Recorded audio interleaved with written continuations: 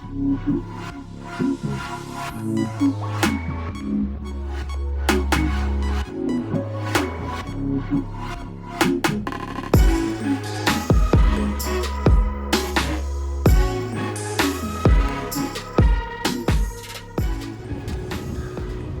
guys, we're here with the 2021 Ford Bronco right here. And of course, it's in the best spec, the two-door spec. And this is in the black diamond package with the Sasquatch package, because you have to have the Sasquatch package, otherwise the Bronco looks way too skinny.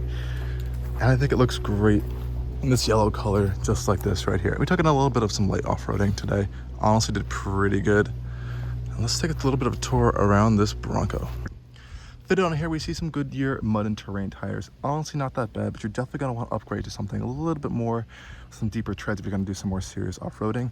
We do have beadlock capable wheels on this one, as we are on the Sasquatch package. And of course, the Sasquatch package is going to give you these wider fenders and of course the wider tires. Otherwise, you'd have a more flat-bodied Bronco. And honestly, I don't think it looks as cool.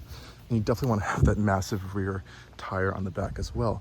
This black diamond also gets you some more rigid bumpers. So as you can see, we have metal over here. It's really cool Easter egg with a Bronco implanted into the back. We also have a trail tow hitch with some electrical connections, some recovery hooks over here as well.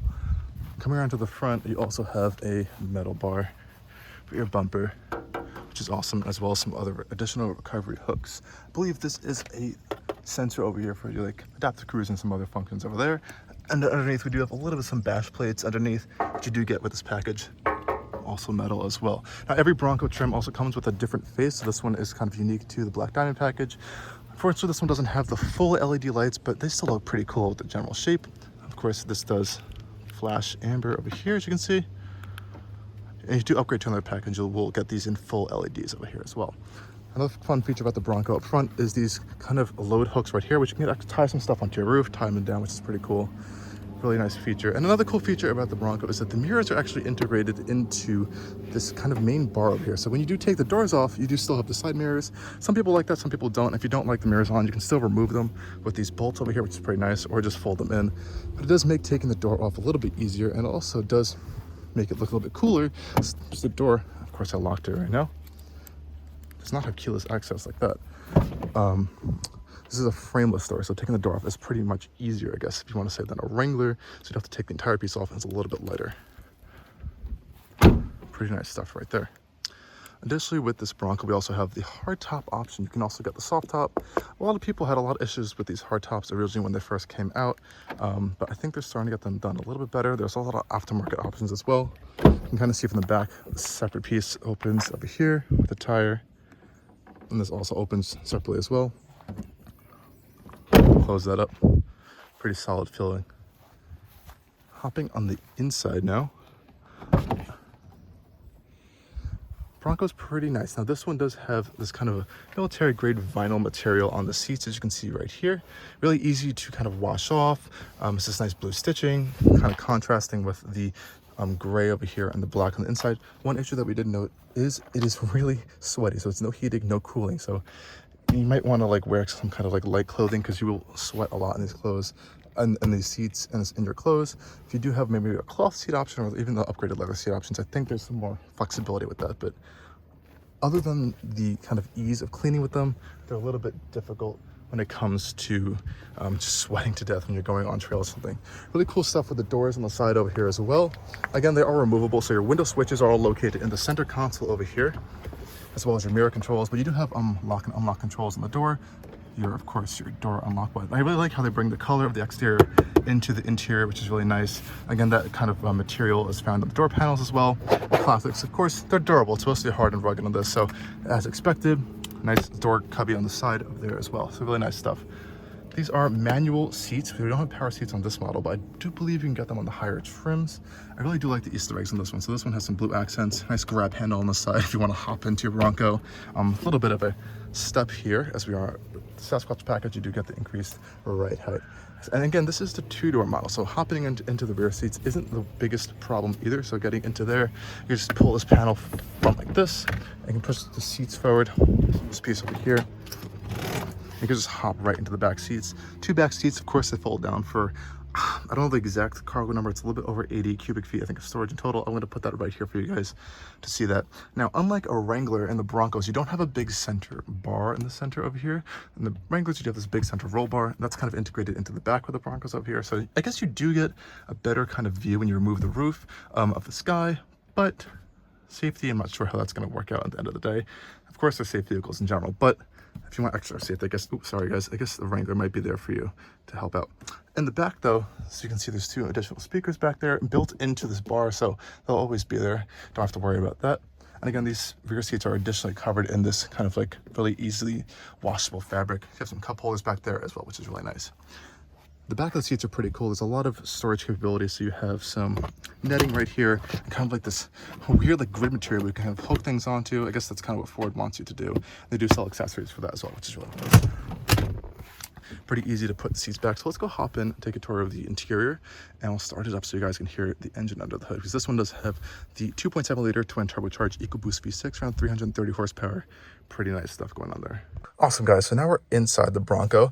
It's a nice seating position in here. So definitely over the Wrangler. I do feel a little bit higher, and the sides of the hoods are definitely wider, more boxier than you are going to find in the Wrangler. The front end of the Wrangler is a little bit more kind of narrow. I do kind of like this though. I do like seeing these 2 points of these kind of like tie down hooks over there. It kind of gives you a good point of where the ends of the vehicle are, I think. But if you don't like this kind of more additionally like wider stance, maybe go for a Wrangler. But I personally kind of like them. It's not that bad. So this one, as it is the black diamond package, you do get a lot of different off-roading features. So this one's going to give you the front and rear locking differentials. You have trail turn assist, which is really cool. So it kind of brakes the wheels in the back. They're going to give you this really tight turning radius on trails if you do need it for additional kind of like stability. I believe it's only available in 4 high or 4 low. I think it might be in 4 low actually. Traction control off, and then of course hazard lights.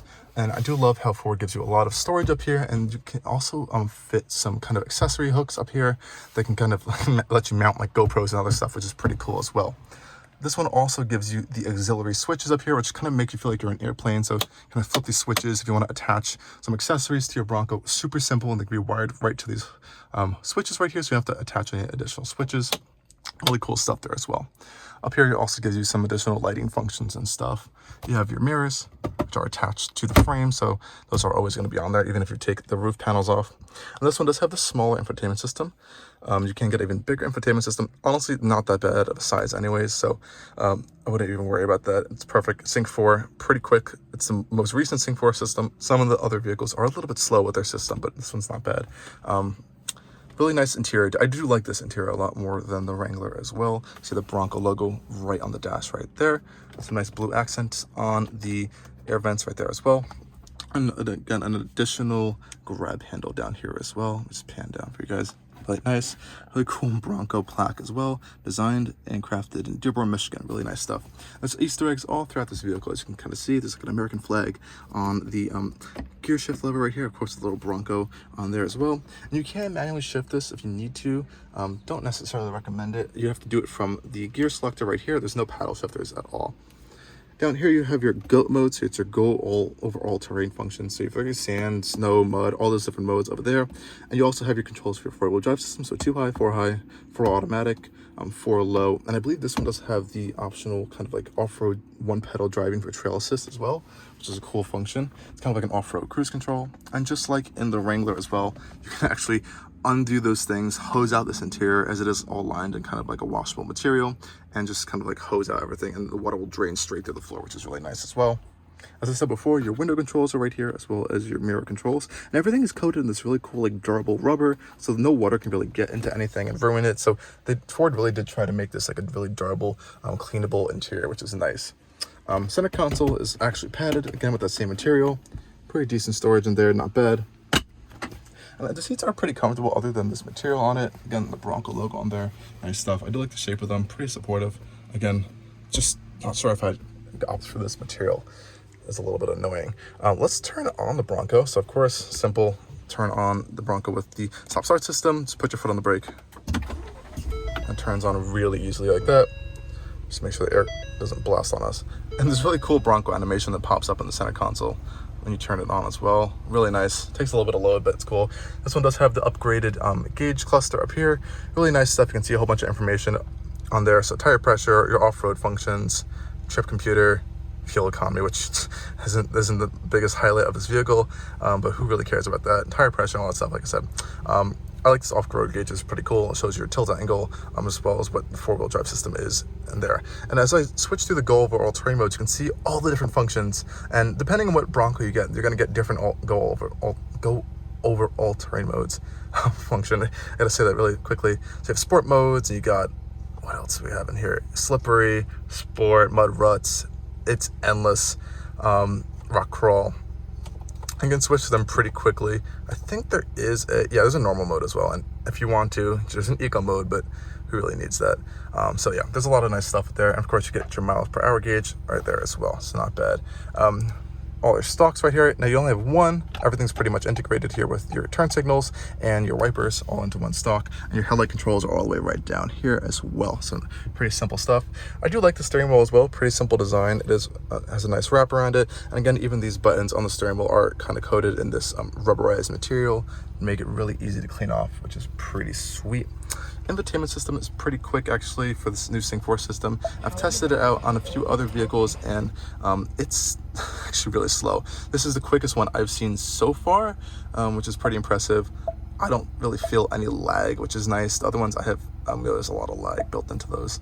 You can tow with this. I'm going to put the towing figures right here for you guys because I can't remember off the top of my head, but they're not super impressive for the Bronco. Definitely going to want to opt for a different vehicle if you want to tow more.